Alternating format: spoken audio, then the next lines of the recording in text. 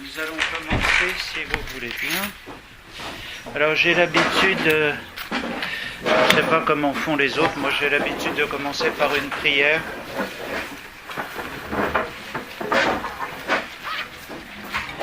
Bon, c'est assez simple, c'est le signe de croix en arabe, une invocation au Saint-Esprit, la prose du Saint-Esprit, vous savez, de la Pentecôte.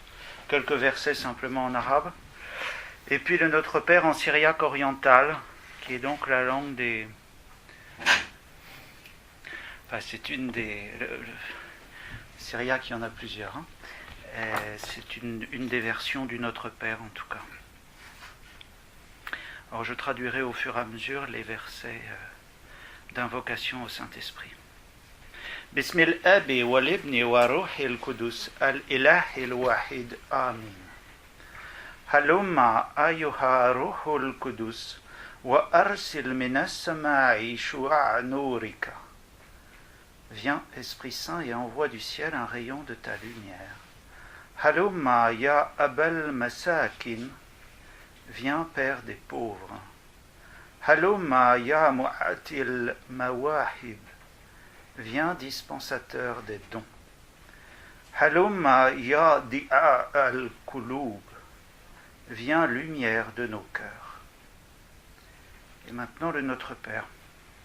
Awen doashmaya nefkadashmach tete malkuthach nehwe sawianach aikana doashmaya abbara haulan lachma tunkanan yaumana washwoklan raubain aikana dapchnan schwaubain aikana dapchnan schwaken raubain Ula ta'alan nesiona ella passan men bisha. Amin. Asseyez-vous.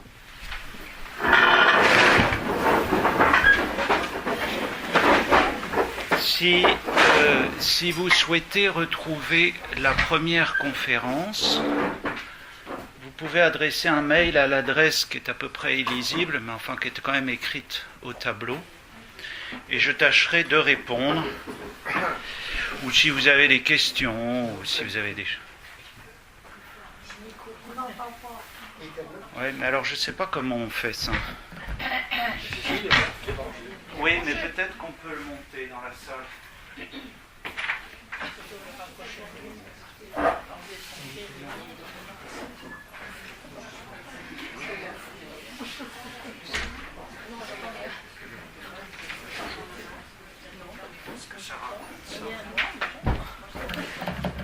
Ça a l'air plus fort. Hein. Si ça hurle, vous me dites, c'est pas la peine de sortir. Voilà. Voilà. Alors, donc il y a une adresse là, si vous souhaitez avoir l'audio de la première conférence. Donc, un tout petit mot sur la prière que j'ai faite, c'est une manière de rappeler que l'arabe n'est pas la langue. Enfin, si, c'est la langue de l'islam, mais pas seulement. Nous lisons en ce moment au réfectoire un très bon bouquin, un peu vieux, dont j'ai oublié le titre d'ailleurs. Non, enfin le titre je l'ai, mais l'auteur je ne sais plus. Vie et mort des chrétiens d'Orient. Il est de 1994, de Monsieur Valagne, non, ça vous dit rien. C'est un petit pavé. C'est remarquable. C'est très très bon comme vulgarisation, et même c'est un peu pointu parfois, pour comprendre un peu comment tout ça est né en Moyen-Orient. Alors j'en viens à mon sujet. Donc la dernière fois j'ai commencé à parler des piliers du dogme islamique. J'ai mentionné qu'on les trouve à la sourate 4 au verset 135 ou 136. Vous savez que les versions du Coran, les traductions, ce ne sont pas des traductions, c'est la traduction du sens du verset. On ne peut pas traduire l'arabe, puisque dans leur idée, c'est la langue de Dieu, donc ça ne se traduit pas. Et donc il y a des numérotations différentes, donc 135, 136 à peu près. Donc sont mentionnés 6 piliers du dogme, je l'avais dit la dernière fois, à distinguer des 5 piliers de la foi. Donc bien distinguer les deux. Sur ces 6 piliers, Il n'y en a que 5 mentionnés à la ligne que j'ai indiquée dans la sourate 4, parce que le dernier est la prédestination.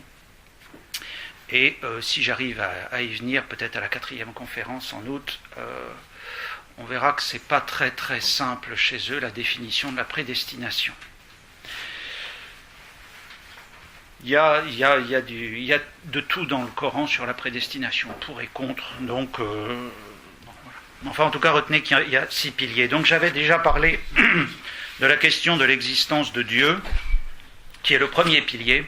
Je peux peut-être les nommer pour ceux qui ont manqué la première. Donc, croire en Allah. J'essaie, dans la mesure du possible, de ne pas dire Dieu,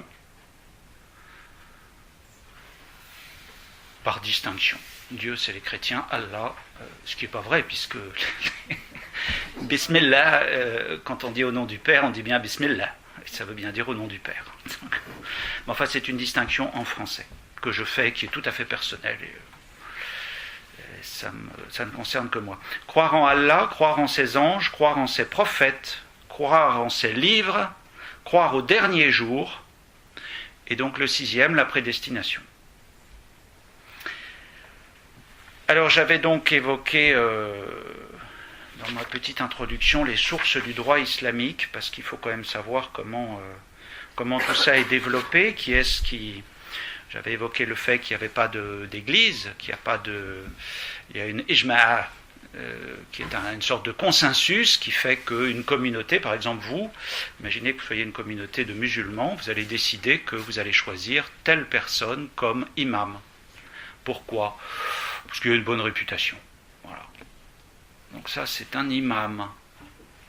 Il est formé, je ne sais pas. Il a quelle histoire, je ne sais pas. Vous voyez que ça peut, si c'est un type bien, ça va être très bien. Si c'est un type moins bien, ça va être moins bien. Et comme il n'y a pas de... On ne dépose pas un imam, quoi. Vous voyez, il faut faire très attention. Je l'avais dit la dernière fois. En islam, on rentre... particulièrement dans l'équivocité, c'est-à-dire que les mots ne veulent pas dire la même chose chez eux et chez nous. Le terrain est piégé, c'est pas méchant, hein, je veux dire, c'est un peu vrai de toute langue. Quand on prend une autre langue, voilà. Et voilà, prophète, ça ne veut pas dire pareil. Enfin, tous les mots sont très très très très dangereux. Et quand on entend comment les gens les emploient, des fois ça fait un peu frémir. Donc j'avais évoqué Dieu, son existence. J'avais dit qu'en fait, en fait d'existence, c'est un peu difficile parce que wajada, en arabe, ça veut dire exister, c'est le mot qu'on emploie, et l'existence de Dieu, c'est wujud. Sauf que wajada, littéralement, d'après le Belot ou le Kazimierski, enfin les dictionnaires qui font un peu autorité, ça veut dire trouver.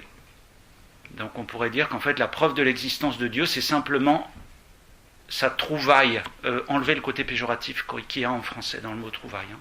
Simplement le fait de trouver. Donc c'est pas tellement une preuve, mais voilà. Et on en arrivait à la nature de Dieu. Dieu est personnel, il est distinct du monde. Il a en soi la raison suffisante de son être, autrement dit, il est par lui-même. C'est assez proche de la conception chrétienne à cet endroit-là. Dieu étant le seul existant. La transcendance divine implique la quasi-inexistence ontologique de la créature. La difficulté qu'il y a là, c'est que si jamais nous partageons quelque chose avec Dieu, on lui fait de l'ombre. Raison pour laquelle en islam, il n'y a pas de cause seconde. S'il y a une cause seconde, ça enlèverait quelque chose à l'idée qu'ils ont de Dieu. Donc Dieu intervient tout le temps.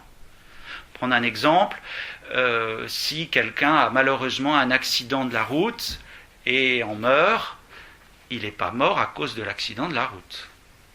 Il est mort parce que Dieu l'a voulu. Vous voyez, pour bien comprendre cette idée d'intervention continuelle de Dieu. Les attributs de Dieu, l'éternité, la permanence, la dissemblance avec le contingent, un petit peu similaire, un petit peu redondant, la subsistance par soi, je l'ai dit, l'unicité, le tawhid. Alors ça, c'est... il y a un Dieu unique mathématique. la Trinité, c'est totalement inconcevable. La Trinité, c'est ce qu'ils appelleront dans le Coran de l'associationnisme. J'en parlerai un peu plus loin. C'est-à-dire que nous sommes des mushrikoun. Le shirk, en arabe, c'est l'association. Sharaka, ça veut dire associé. Et la Trinité, c'est ajouter quelqu'un à Dieu, donc il y en a plusieurs, donc c'est du polythéisme. Voilà. Donc il est puissance, il est volonté, il est science, il est vie, il est oui, oreille, il est vue, il est parole. L'attribut d'unicité, donc je viens de vous en dire un tout petit mot, a conduit à poser la question de savoir si on pouvait reconnaître à Dieu des attributs sans altérer cette unicité indivisible et inaltérable. Comment parler de Dieu si on considère qu'en disant quelque chose de lui, on lui ajoute quelque chose et donc on devient polythéiste? En effet, l'islam est une religion de l'unicité de Dieu, ce que l'on appelle, donc je vous l'ai dit, le tawhid. Wahid, ça veut dire un. Alors c'est de la raison pour laquelle, au nom du Père, on dit Bismil Aba, Bismil Abi, au nom du Père, Wa l'Ibni, le Fils, Wa Ruh el-Kudus, l'Esprit Saint, Al-Ilahil Wahid, le Dieu un. Et ça, les musulmans, les chrétiens de langue arabe le disent pour les musulmans. On en a, vous voyez, pour faire une petite digression, ce qui est une de mes spécialités, je vous prie de m'excuser, quand on dit la formule de conclusion en français, par Jésus-Christ notre Seigneur et notre Dieu, qui vit et règne avec toi et le Saint-Esprit. En latin, on dit in unitate spiritus sancto. Je pense qu'on ferait bien en français de réviser cette conclusion en vue de la présence croissante de personnes qui ne rigolent pas avec cette formulation-là. Or, la seule apposition de telles entités auprès de Dieu, les attributs de Dieu, c'est reconnaître l'existence de divinité auprès de Dieu. Je vous l'ai dit, c'est ce qu'on appelle le shirk, ou écrivez-le comme vous voulez, hein, c'est C-H-R-K, ce qui est du polythéisme. Or, les chrétiens sont donc des mushrikoun, puisqu'ils adorent, alors là c'est un autre problème, la trinité coranique, c'est Dieu, c'est Allah, Aïssa et Myriam. Bon. Alors vous pouvez aller leur dire que c'est pas du tout ça la trinité chez nous. Oui, mais Allah l'a dit. Et il ne se trompe pas. Donc c'est difficile. Voilà. Il en découle une impossibilité absolue d'envisager un Dieu un en trois personnes, tel que les chrétiens le professent, ce qui sera considéré comme de l'associationnisme, je vous l'ai dit. C'est pour ainsi dire le seul péché irrémissible. Dit, c'est une citation du Coran, sourate 112, il est Allah unique, Allah le seul à être imploré pour ce que nous désirons. Il n'a jamais engendré, il n'a pas été engendré non plus, nul n'est égal à lui.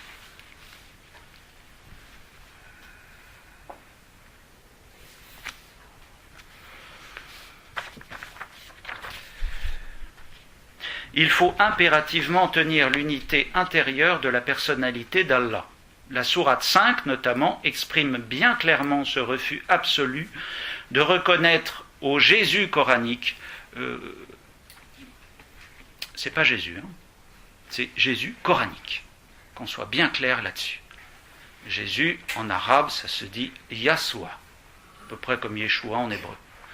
Dans le Coran, vous avez écrit Aïssa. Bon.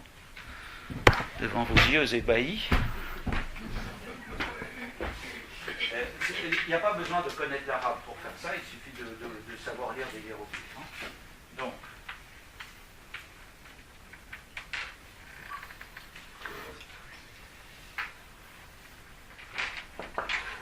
ça, c'est Aïssa, et ça,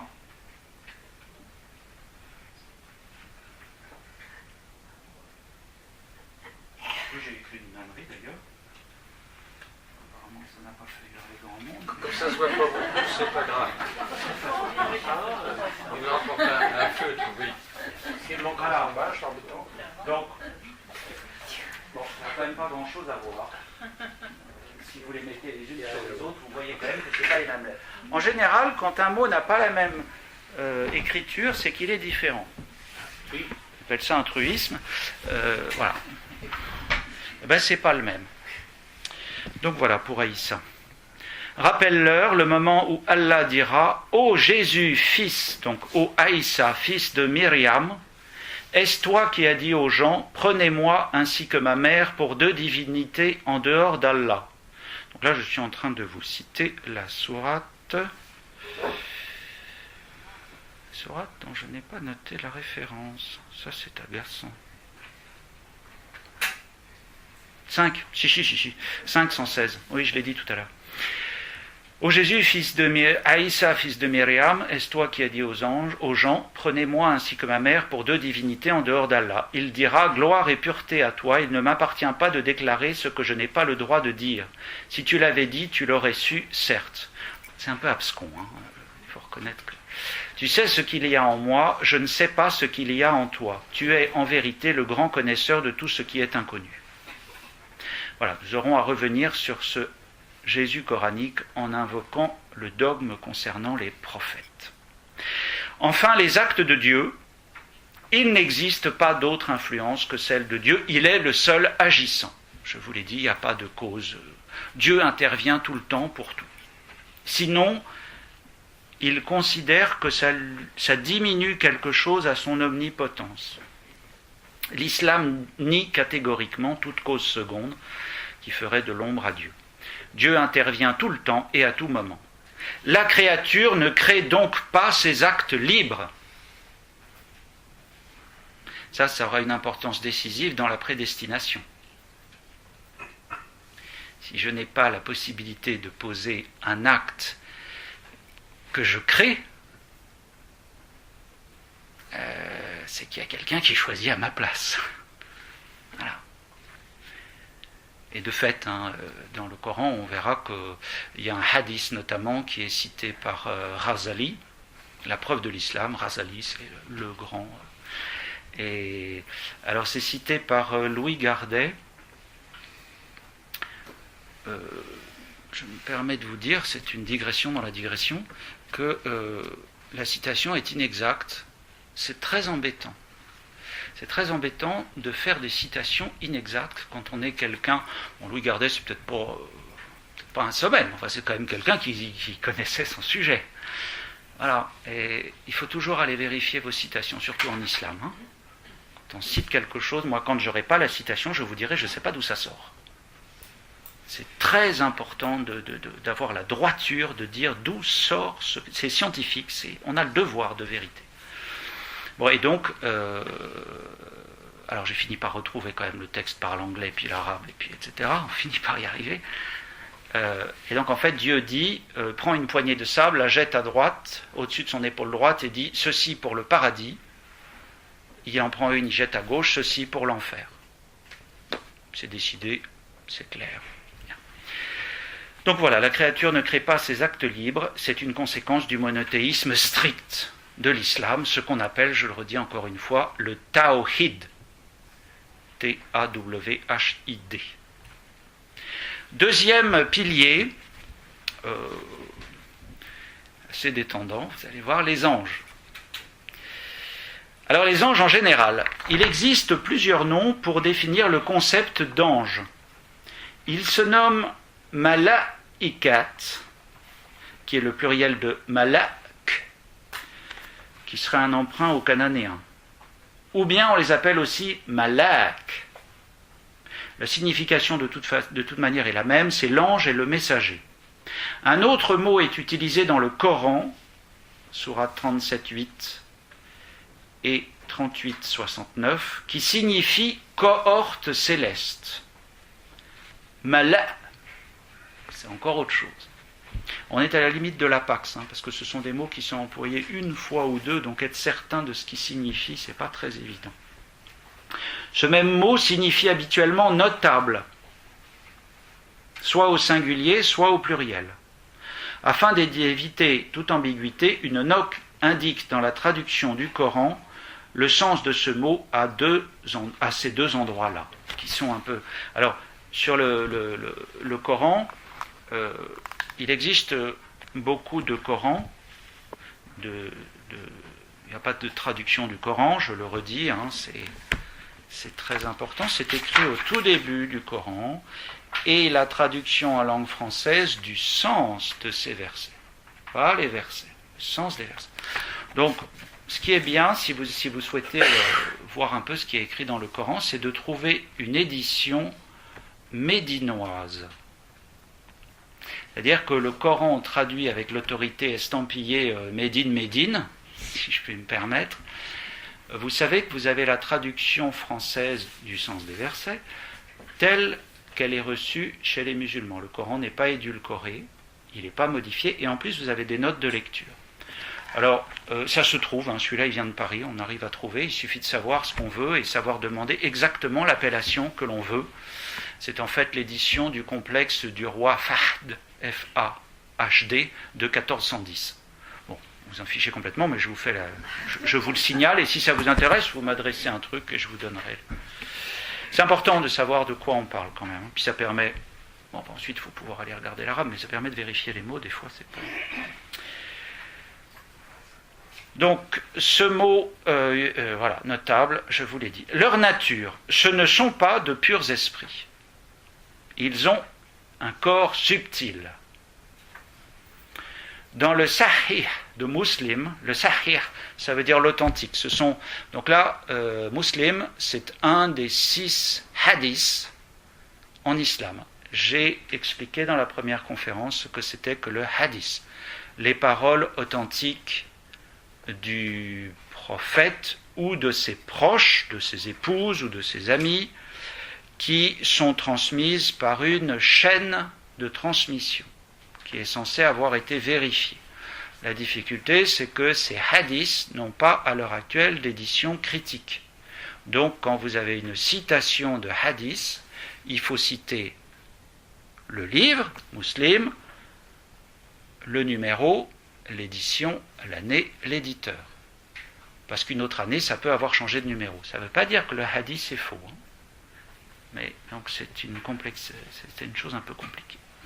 Dans le Sahih de Muslim, Aïcha, la dernière plus jeune épouse de Mohammed, celle qui avait 6 ans quand Abu Bakr la lui a donnée et qu'il a épousée à 9 ans, a dit « Les anges ont été créés à partir de la lumière, le djinn. » Alors, en arabe d'Afrique du Sud, on dit djinn, comme on dit djihad, alors qu'en fait c'est la racine jahada, jihad. Jahada, ça veut dire faire un effort. Hein. Voilà, donc moi je dis djinn. L'arabe littéraire dit djinn, il y a écrit J-I-N-N. A été créé à partir d'un feu pur, et Adam a été créé à partir de ce qui vous a été décrit. Donc là, il peut s'agir d'un écho de Coran 55,15 qui dit « Et il a créé les djinns de la flamme d'un feu sans fumée » ou d'un feu clair. Bon, c'est pas bien grave. D'après le kalam, c'est pas exactement la théologie islamique. Comme nous, on entend le mot théologie. Vous voyez les ambiguïtés. Le kalam, c'est toujours de la défense, c'est toujours de l'apologétique. C'est pas de la théologie, voilà, savoir le sexe des anges, c'est peut-être oiseux, mais c'est de l'ordre de la théologie. Ça n'existe pas. Il n'y a pas à réfléchir à cette question-là. On l'affirme, mais c'est... Donc, d'après le kalam, ils ont une matière subtile composée d'atomes, mais rien dans le Coran ne permet d'identifier la matière dont les anges furent créés. Les anges ne mangent ni ne boivent, ce sont des serviteurs honorés de Dieu. Coran 21, 25 à 29. Et ils ne désobéissent pas. Coran 21 à nouveau. Ils ne peuvent se reproduire ni se multiplier et ils ne sont pas sexués. Ils peuvent revêtir des formes diverses qui leur donnent une visibilité pour les hommes. Le Coran nous apprend qu'ils peuvent avoir 2, 3 ou 4 ailes. Sourate 35, verset 1. Voici quelques noms propres, un peu connus. Israfil, que, alors, si un jour ça vous intéresse, et que vous voulez aller voir, donc ça sort de l'Encyclopedia of Islam, chez Brill. Si ça vous intéresse, mettez des sous de côté tout de suite, c'est plus de 1000 € le volume, et il y en a 12. Et si vous ne savez pas quoi faire de vos sous, vous pouvez nous l'offrir. Elle existe aussi en français, je vous signale. Voilà. Mais en anglais, en tout cas, voilà. Donc, si je vous dis tout ça, c'est parce que vous ne trouverez pas Israfil, mais vous le trouverez à Sarafil, parce qu'il a plusieurs orthographes. Ou bien, on peut aussi l'écrire Sarafin, et là, vous entendez un peu Séraphin. L'ange de la trompette, il a 4 ailes, une à l'ouest, une à l'est, une pour se couvrir le corps, une pour se protéger de la majesté de Dieu. Il est couvert de cheveux ou poils, de bouche et de langue. Il est considéré comme étant l'ange qui lit les décisions divines depuis la table bien gardée, Umel Kitab. Bon, ça c'était les conférences de l'an dernier, je ne peux pas revenir indéfiniment. Ce qui est là-haut auprès de Dieu, et qui fait d'ailleurs dire à Monzer Sfar que le Coran n'est pas authentique, puisque c'est une réplique de ce qui est écrit au-dessus. Ce qui est un pied de nez pas très gentil pour ses ex-frères musulmans. Et il les transmet aux archanges selon leur rang, donc il y a des rangs quand même. 3 fois par jour et 3 fois par nuit, il regarde vers l'enfer et il éprouve de telles convulsions que la terre pourrait être inondée par ses larmes. Donc ça, c'est Encyclopédie de l'Islam, Brill, tome 4, page 211. Deuxième, Israël, qui est l'ange de la mort. Il est mentionné, sourate 32, verset 11. Il a 70 000 pieds, 4 000 ailes, son corps est formé par des yeux et des langues, il a 4 visages. L'habitat des anges varie selon leurs fonctions. Et la cité des anges s'appelle Malakout. Alors, s'il y a des gens qui ont fait du syriaque, Malakout, c'est le royaume en syriaque. Leur fonction. Ils peuvent servir d'anges gardiens. Coran 6, 61. Je m'étais proposé d'en lire un petit peu parce que ça met un peu de... Alors, 6, 61... Il est le dominateur suprême sur ses serviteurs, et il envoie sur vous des gardiens. Note, des gardiens, entre parenthèses, des anges qui enregistrent, séance tenante, les actions des humains.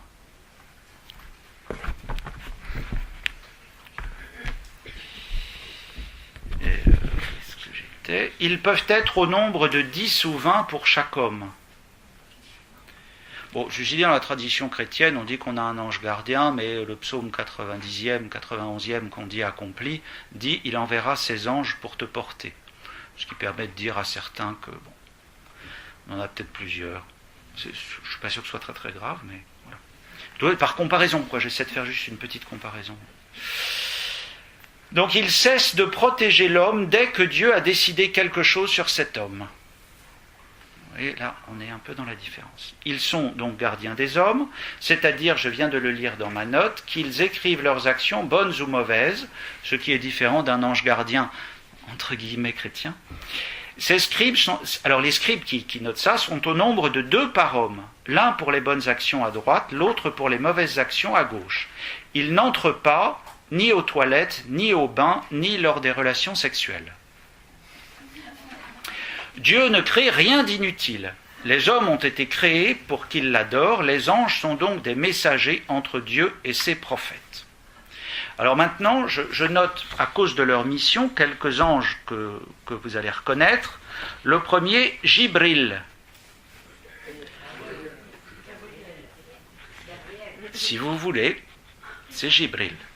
Méfiez-vous des amalgames.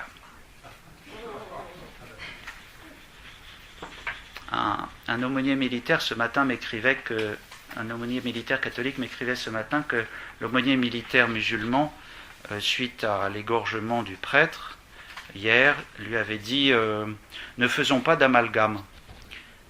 Et il me demandait ce que j'en pensais. Je lui ai dit, je pense qu'il a absolument raison, il ne faut pas faire d'amalgame entre l'islam imaginaire et l'islam qu'on voit tous les jours dans la rue. Bon. Et je lui dis par contre, ce qui serait bien, c'est qu'il y ait une manifestation des musulmans pour nous montrer le visage de l'islam non amalgamé. Je ne sais pas à quelle heure elle aura lieu, ni dans quelle ville, mais on est en démocratie, l'islam est une démocratie, c'est défini dans le Coran. Donc il faut qu'ils en profitent, quoi. Donc voilà, donc Jibril a servi d'intermédiaire entre Dieu et Mohammed. Jibril est considéré comme celui qui a fait descendre, qui a lu à Mohammed ce qui est écrit sur la table bien gardée, al-Kitab. Donc Mohammed n'a fait qu'entendre ce que Jibril lui disait de la part d'Allah. Et aussi, et même parfois, Jibril est appelé aussi, ah oui, alors ça je peux quand même vous le dire aussi, 53,5. Sourate 53, verset 5. Ce même Jibril est appelé Esprit fidèle, et même parfois Esprit saint. Vous voyez l'ambiguïté pour nous, quand vous lisez Esprit saint, et que vous ne pouvez pas aller voir dans l'arabe que... Voilà. Alors Esprit saint, c'est à la sourate 16, verset 102. Il est l'ange de l'annonciation.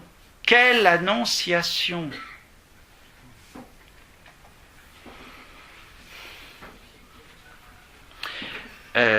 Sourate Myriam, forcément, donc 19, versets 17 à 22 sur l'annonciation.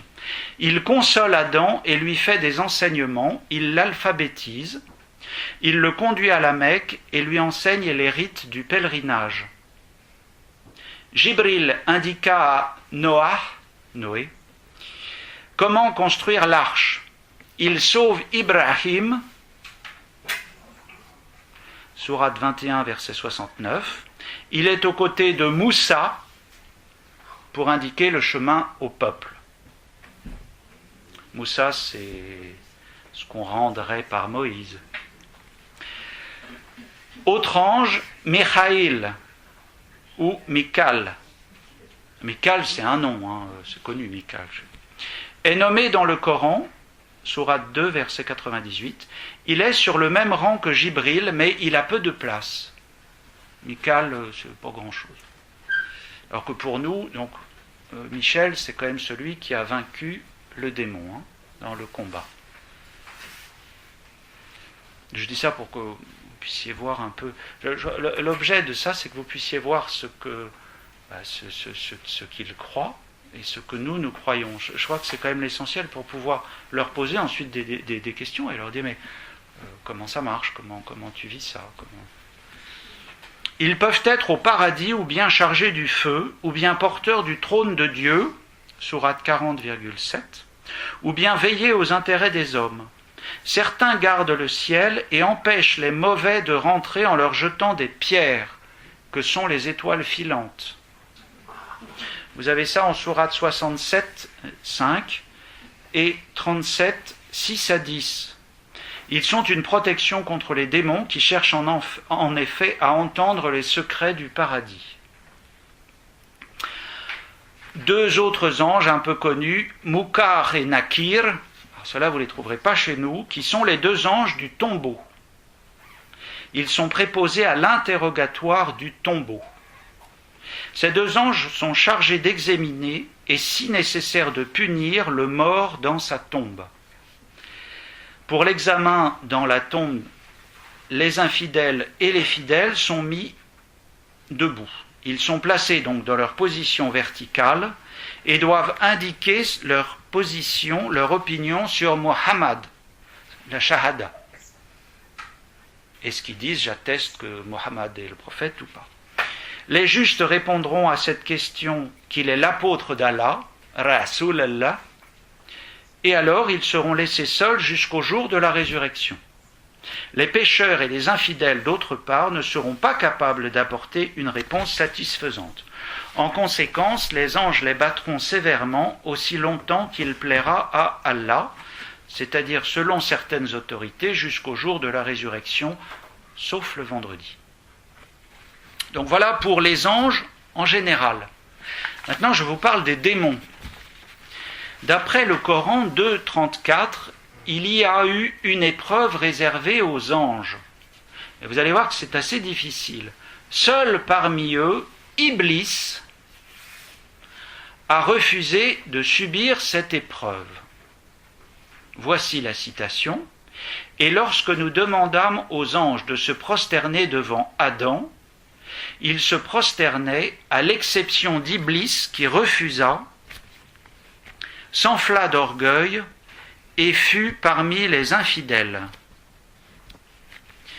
Ceci fait penser à une tradition judéo-chrétienne, sauf que il ne s'agissait pas de se prosterner devant Adam, mais devant le nouvel Adam.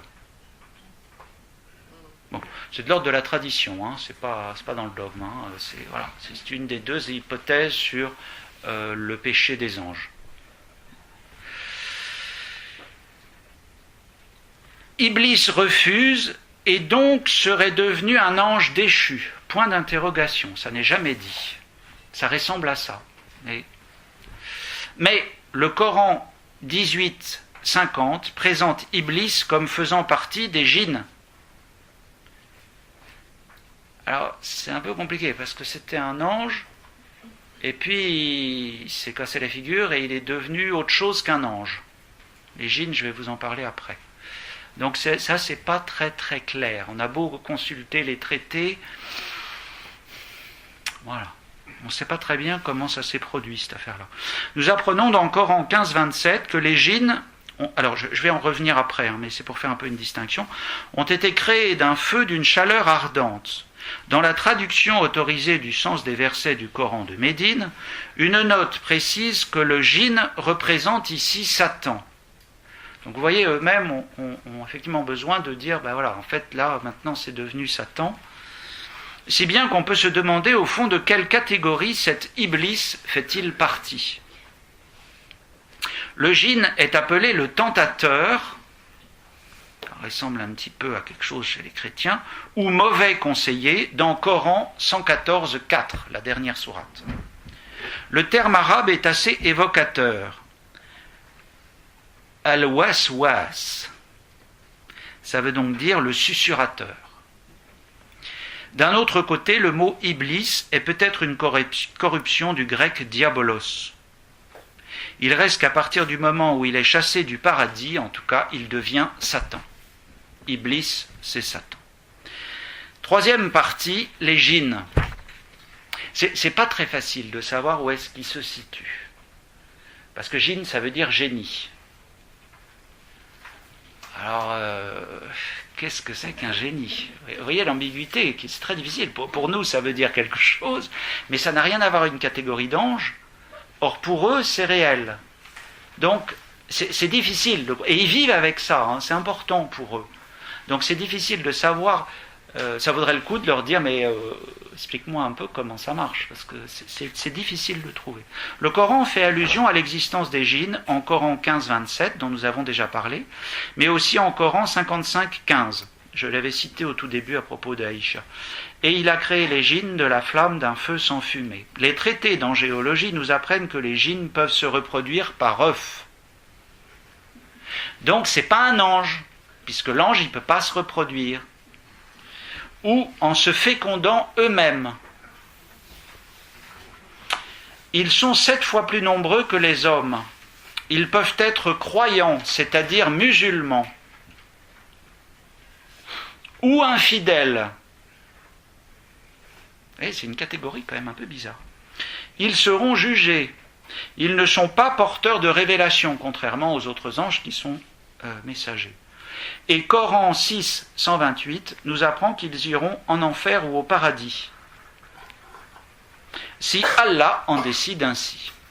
Ils peuvent se marier avec les humains.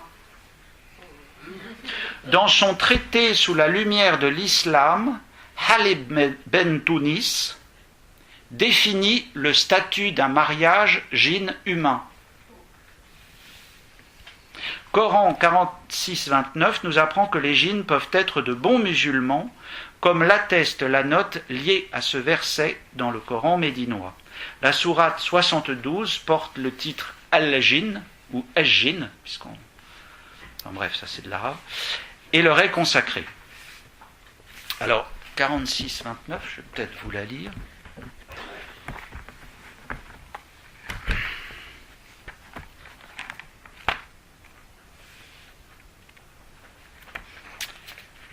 Là, nous y arrivons. Rappelle-toi, lorsque nous dirigeâmes vers toi une troupe de djinns pour qu'ils écoutent le Coran. Quand ils assistèrent à sa lecture, ils dirent « Écoutez attentivement ». Puis, quand ce fut terminé, ils retournèrent à leur peuple en avertisseurs. Note, dans la version médinoise, il est dit que 3 ans avant les Gires, lorsque Mohammed rebroussa chemin de Taïf, où il était allé chercher asile, un groupe de djinns l'entendit réciter le Coran durant la prière nocturne et se convertit aussitôt à l'islam. Vous voyez, c'est assez bizarre. Satan, tacitement identifié à Iblis, je l'ai dit, serait le père des Satans et des djinns, qui peuvent être méchants ou bons. Allah aurait créé Satan et sa femme. Ouais, ça c'est assez intéressant parce que ça remonte à des, non pas des midrashim hébraïques, mais il y a des choses comme ça chez les juifs. C'est assez intéressant cette affaire-là. Parce qu'il y a l'idée qu'en fait, dans le Midrash Rabbah, notamment de Genèse, donc ça c'est sorti de l'islam, là, il y a l'idée qu'en fait Caïn serait le fruit du serpent et d'Ève, et non pas d'Adam. Bon, je referme ma digression, franchement digressante. Donc Allah aurait créé Satan et sa femme, dont l'union aurait produit 3 œufs, donnant naissance à 3 catégories de djinns. On peut noter enfin qu'il y a diverses espèces de djinns, par exemple les Aifrit, qui sont des djinns de grande puissance, mentionnés en Coran 27-39, ainsi que les Rouls, qui sont de mauvais puissants esprits dans l'anté-islam. Alors je ne sais pas si parmi vous, pour détendre l'atmosphère, il y a des gens qui regardent des séries américaines, notamment une série américaine qui s'appelle Arrow. Ça vous dit rien, l'enthousiasme n'est pas déchaîné. Eh bien, dans Arrow, il est question de démons, et il y en a un qui s'appelle Ras al-Ghul. Ras, c'est la tête, al-Ghul, c'est l'ogre, la tête de l'ogre. Vous voyez, c'est quand même intéressant parce que ces histoires-là, c'est réutilisé aujourd'hui dans le cinéma. Moi, quand j'ai entendu ça, c'est amusant, quoi, c'est étonnant. 3e pilier, les prophètes. Le prophète en général. Il existe 2 termes pour définir les prophètes. Le premier est Nabi en arabe, Nevim en hébreu ou en syriaque. Donc ça, on les reconnaît. Qui a donc son équivalent hébreu et syriaque, et Rasoul, R-A-2-S-U-L. Rasoul, ça veut dire envoyé. Alors, c'est pas le même mot là en syriaque. Les apôtres en syriaque, ça se dit shliré, ça veut dire les envoyés, mais c'est pas le même mot. Donc, vous voyez, là par contre, on n'a pas d'équivalence. Donc, Rasoul qui signifie envoyé ou apôtre d'Allah. Ces mots se sont finalement confondus en islam. Quand on dit prophète, vous trouverez écrit prophète. Mais des fois c'est Rasoul, des fois c'est Nabi. Vous ne pouvez pas très bien savoir, sauf si vous allez voir le terme arabe. Mohammed se dit Nabi quand il est à Médine, alors que jusque-là il était simplement prédicateur. C'est peut-être ce qui fait dire au père Henri Boulade, je cite, l'islam a été une religion pendant 10 ans, c'est-à-dire à la Mecque. C'est peut-être des choses comme ça qui lui font dire ça. Bon, voilà. Coran 10, 47 et 16, 36 indiquent que Allah a envoyé à chaque communauté un messager. Alors ça, c'est une particularité, je pense que je le reprends après, mais c'est pas grave, comme ça vous l'entendrez 2 fois.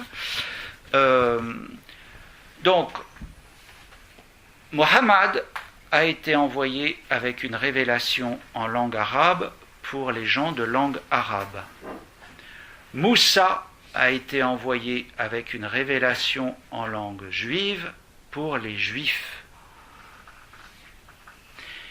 Et Aïssa a été envoyé avec une révélation en langue araméenne pour les chrétiens. Là, ça cloche. parce que ça veut dire que les chrétiens existaient avant. Donc voilà comment ça se présente, si vous voulez. Vous sachiez que Mohammed, c'est le troisième, mais ils reconnaissent Aïssa. Oui, il y a une révélation, il y a une révélation, il y a un évangile, mais bien sûr qu'il y a un évangile. Ça s'appelle même Injil, sauf qu'il n'y en a qu'un. On ne sait pas très bien ce qu'il y a dedans. De toute façon, il a été falsifié par les chrétiens. Donc. Mais ce qui a été envoyé à Moussa, c'est la Torah. Mais les prophètes et tout ça, ça n'existe pas. On ne sait pas très bien. Donc voilà, il faut, on a chacun, dans l'idée de l'islam, chaque peuple a reçu son prophète dans sa langue. Le compute le nombre des prophètes. Ces personnages peuvent donc être déclarés nabis sans qu'on sache ce qu'ils ont fait.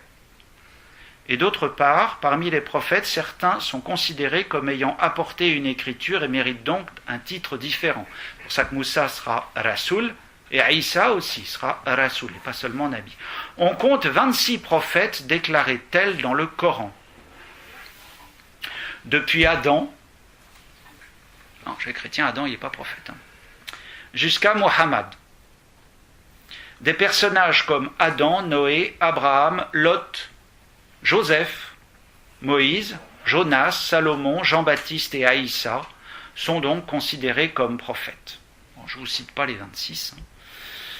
2 prophètes strictement issus du texte coranique sont aussi à ajouter, Sa'ali et Shu'aib. Ceux-là, on ne sait pas d'où ils sortent, ils sont uniquement mentionnés dans le Coran. 3 prophètes en particulier, que je voudrais donc, sur lesquels je vais m'arrêter un tout petit peu. 3 sont donc à considérer comme ayant eu un rôle important. Ibrahim, Moussa et Aïssa. Ibrahim, ça veut être l'équivalent d'Abraham, Moussa de Moïse et Aïssa de Jésus. Ils font partie de ceux sur lesquels quelque chose est descendu. L'idée, c'est que de la al-Kitab, la table bien gardée qui est au ciel, Allah a donné une portion à Ibrahim sur des feuilles qui ont été perdues par les Juifs. Une portion est descendue sur Moussa et une portion est descendue sur Aïssa. C'est écrit dans le Coran. Donc, voilà. D'ailleurs, je vais vous le lire. Nous croyons en Allah et en ce qu'on nous a révélé et en ce qu'on a fait descendre en révélation vers Abraham et Ismaël et Isaac et Jacob et les tribus. Donc eux aussi, enfin c'est plutôt Abraham qui reçoit tout. Et en ce qui a été donné à Moïse et à Jésus, et en ce qui a été donné aux prophètes, au pluriel, on ne sait pas lesquels, venant de leur Seigneur. Nous ne faisons aucune distinction entre eux. Sourate 2, verset 136. Ceux qui ont reçu une écriture sont appelés envoyés, Rasoul, au singulier. À partir de la sourate précédente, nous constatons que certains personnages qui sont dits avoir reçu quelque chose ne sont pas mentionnés comme prophètes. Dans les 26 prophètes, il n'y a pas Ismaël et il n'y a pas Isaac, mais pourtant ils ont quand même reçu. Donc c'est pas très simple. Le cas particulier de Aïssa doit être relevé. Ce prophète est déclaré fils de Myriam, ce qui le ferait facilement assimiler au Jésus des chrétiens.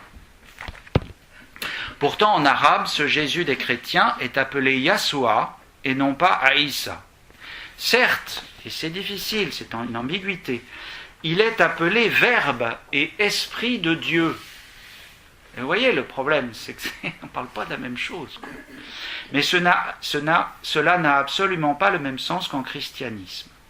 Le Coran emprunte beaucoup aux évangiles apocryphes, comme on peut le lire par exemple à la sourate suivante.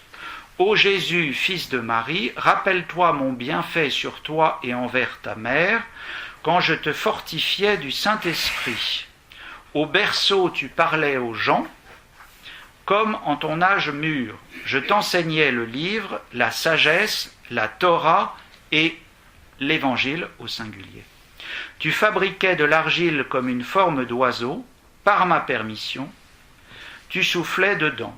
Alors, par ma permission, il devenait oiseau. Et tu guérissais par ma permission l'aveugle-né et le lépreux. Et par ma permission, tu faisais revivre les morts. Sourate 5, 110. 5,110. Alors j'ai insisté sur par ma permission. C'est scandé pour bien montrer que c'est pas Jésus qui guérit. Voilà. Il faut bien qu'on comprenne bien qu'il n'y a pas. C'est Dieu qui fait tout. Hein. Jésus, c'est un simple homme. C'est important.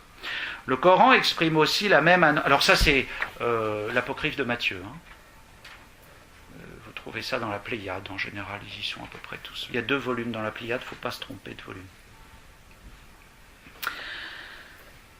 Cela signifie donc que l'existence de ces chrétiens... Alors, attendez, j'ai sauté. On notera que si ce Jésus a bien une certaine domination sur les créatures, c'est toujours donc avec la permission de Dieu, ce qui veut clairement signifier qu'il n'est qu'un homme. Mais il est quand même messager, Rasoul, qui a reçu un livre, l'Injil, au singulier, qu'il vient annoncer à des chrétiens. Cela signifie donc que l'existence de ces chrétiens est antérieure à la venue du Jésus coranique, qui ne peut donc pas être confondu avec le Christ en christianisme qui a donné les chrétiens. De plus, il ne meurt pas sur la croix, mais il est enlevé auprès de Dieu après avoir annoncé la venue de Mohammed. C'est quand même important que vous sachiez que pour le musulman, dans sa révélation, Jésus a annoncé la venue du prophète. Et donc, nous avons falsifié nos écritures puisque nous ne reconnaissons pas Mohammed comme prophète. C'est plus ou moins de notre faute. On n'est pas tous responsables. Les prêtres sont quand même vachement plus responsables, hein, parce qu'ils ne corrigent pas l'erreur. Mais les fidèles, voilà, vous avez suivi le troupeau et du coup, vous n'êtes pas tout à fait forcément responsable. Donc c'est important de savoir que pour le musulman, d'après le Coran, voilà, Aïssa a annoncé Mohammed en Jean. Je vous annonce un paraclet. On parlerait tout à l'heure. Oui, peut-être on va le faire. Donc on arrive au prophète Mohammed. Parmi les prophètes, le plus illustre, c'est un jeu de mots, hein, Mohammed veut dire illustre, est en effet Mohammed, le sceau des prophètes, le dernier. Il n'y en a pas après lui. D'après la biographie canonique du prophète, ce qu'on appelle la Sira, qui malheureusement a été traduite en français par Badawi, c'est du très mauvais français, mais ça donne quand même accès à quelque chose, ça permet de voir un peu quelque chose. On la trouve chez Al-Buraq, l'éditeur, A-L plus loin B-O-U-R-A-Q, Vision, un site sur internet, on peut la trouver, c'est pas très cher, c'est en 2 volumes. Voilà ce qui est écrit. Lorsque viendra Al-Munhammana, que Dieu vous enverra d'auprès du Seigneur et de l'esprit de justice qui a procédé d'auprès du Seigneur, il rendra témoignage de moi. Ça veut être une citation de Saint Jean en arabe. Le Coran exprime aussi la même annonce. Et quand Jésus, fils de Marie, dit « Ô enfants d'Israël, je suis vraiment le messager d'Allah envoyé à vous, confirmateur de ce qui est dans la Torah, est antérieur à moi et annonciateur d'un messager à venir après moi, dont le nom sera Ahmad, qui veut dire illustre. Ce nom, comme celui de Mohammed, sont dérivés de la même racine et ont à peu près le même sens, très glorieux.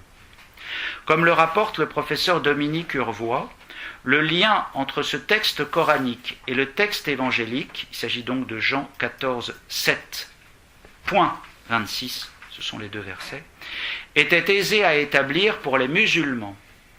Il suffisait de lire Périklutos, qui en grec signifie illustre, au lieu de Paraklétos. Alors vous allez me dire, c'est quand même pas pareil. Sauf que si vous connaissez les langues sémitiques, vous savez que les voyelles, on les met là où on veut. Que je dise Mohamed, Mohammad, Mahmad, ou Mehmet, mais enfin là c'est du persan, c'est encore autre chose, c'est le même. Vous avez les racines, les 4 lettres. Donc pour eux, comme il n'y a pas de différence apparente de racines, ce qui est parfaitement vrai, mais seulement de vocalisation, si on envisage ces mots à la façon d'un sémite, la correspondance pouvait tenir. Cette affirmation, qui selon l'islam est une des preuves que les écritures des chrétiens ont été falsifiées, se heurte à la foi catholique dans laquelle il est affirmé que Jésus est l'ultime parole de Dieu. La Constitution Dei Verbum du Second Concile du Vatican affirme que l'économie chrétienne étant l'alliance nouvelle et définitive, aucune nouvelle révélation publique n'est dès lors à attendre. Si Jésus a annoncé la venue d'un prophète après lui, il n'est plus cette ultime parole. Ce n'est donc pas recevable en christianisme. C'est très important parce que ça montre quel statut nous pouvons donner au Coran en tenant les vérités chrétiennes. C'est très embêtant. Est-ce qu'on a le droit de parler de révélation ? Est-ce qu'on a le droit de leur faire croire que nous pensons qu'ils ont reçu une révélation, ce qui n'est pas chrétien? C'est très difficile. Vous avez le décret de Pidis sur le modernisme. Vous savez, il y a une tarte à la crème sur Internet qui circule. Il n'y a pas une tarte à la crème, c'est très sérieux, mais personne ne savait d'où ça sort. La révélation est close à la mort du dernier apôtre. Vous avez peut-être appris ça, c'est même dans le catéchisme de l'Église catholique. Sauf qu'il n'y a pas la mention, on ne sait pas d'où ça sort. Alors, c'est Irénée, c'est plein de gens. Non, c'est du 1907. C'est le décret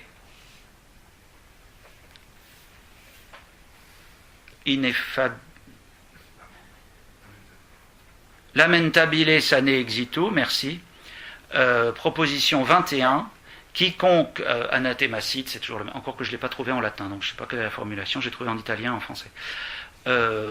Est anathème celui qui dit que la révélation n'est pas achevée après le dernier apôtre. Voilà. Donc c'est difficile de tenir ça de cette manière.